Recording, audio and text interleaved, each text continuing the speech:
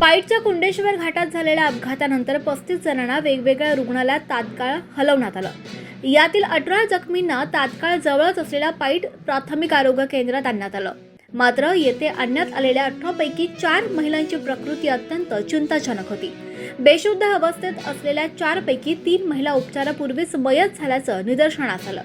एका महिलेला कृत्रिम श्वासोच्छवास देण्याचा प्रयत्न करण्यात आला. मात्र रुग्णालयात बेडवर नेत असतानाच त्यांनी अखेरचा श्वास घेतल्याचं पाईट आरोग्य केंद्राच्या डॉक्टर आणि कर्मचारी यांनी सांगितलं. सोमवारी कुंडेश्वराच्या दर्शनाला निघालेल्या महिला भाविकांच्या पिकअप वाहनाला अपघात झाला होता. या भीषण दुर्घटनेत 10 महिलांचा मृत्यू झाला असून 21 महिला गंभीर जखमी आहेत. सोमवारी रात्री 12:30 वाजता पापळवाडी गावात 10 महिलांवर एकत्रित अंत्यसंस्कार करण्यात आले. या अपघातात पापळवाडीतील अनेक घरांवर दुःखाचा डोंगर कोसळलाय. सख्या जावांच्या 2 जोड्या गेल्यात तर एका नणंद भाऊजाईचा मृतांमध्ये समावेश आहे. एक आई गेली आहे तर मुलगी गंभीर जखमी आहे. पापळवाडीतील विलास दरेकरांच्या घरावर काळाची कुऱ्हाड कोसळली आहे. त्यांच्या 2 सख्या भाऊजाई म्हणजेच 2 सख्या जावा संजीवनी कैलास दरेकर आणि बायडाबाई ज्ञानेश्वर दरेकर या मृत्युमुखी पडल्यात. तसंच चुलत भाऊजय मंदाबाई कानिफ दरेकर याही दगावल्यात. तर मृत मंदाबाई यांची भाऊजय शकुबाई तानाजी चोरघे या सुद्धा या अपघातात गेल्यात. तर विलास दरेकर यांची पत्नी मनीषा विलास दरेकर ही गंभीर जखमी आहे. सुमन काळूराम पापळ आणि शोभा ज्ञानेश्वर पापळ या दोन्ही सख्या जावा सुद्धा या भीषण अपघातात ठार झाल्यात.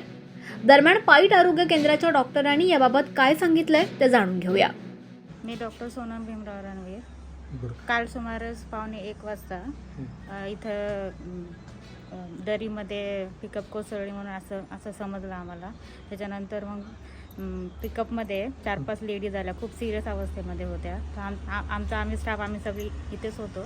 एकूण किती पेशंट आले होते? एकूण टोटल 18 पेशंट आले होते. बरं, 18 आले होते. टोटल 18 पेशंट आले होते. त्यापैकी 4 सिरियस होत्या महिला आणि 3-4 मुलं पण होते. एका मुलाचा हात पण फ्रॅक्चर होता आणि इथं कोणी नातेवाईक वगैरे त्यांचं कोणीच काय नव्हतं. आणि ट्रॉमा सेंटर तर आपल्याकडे नाही. हे प्राथमिक आरोग्य केंद्र असल्यामुळे आम्ही फक्त प्राथमिक उपचार दिले त्यांना आणि CPR पण दिले पेशंटला. जे 4 पेशंट होत्या त्या म्हणजे खूप सिरियस कंडिशनमध्ये होत्या. त्या अनकॉन्शियसच होत्या.